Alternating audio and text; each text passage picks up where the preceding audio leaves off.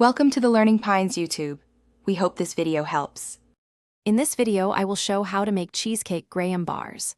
First, let's prepare the delicious graham cracker crust.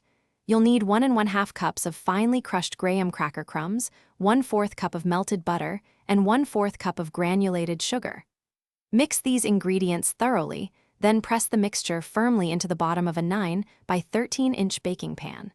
This forms the perfect base for our creamy cheesecake. Next, we'll create the rich and smooth cheesecake filling. Ensure your 24 ounces of cream cheese are at room temperature for easy blending.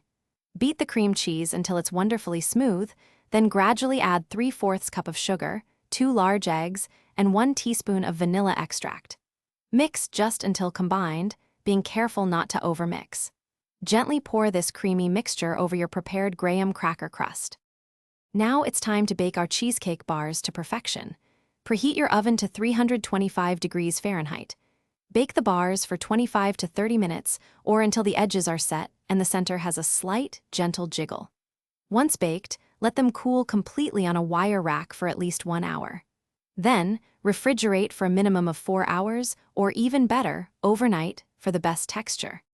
Finally, for the perfect presentation and taste, add your favorite toppings.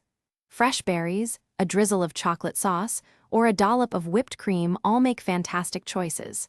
Slice your chilled cheesecake into 12 to 16 bars, ready to enjoy.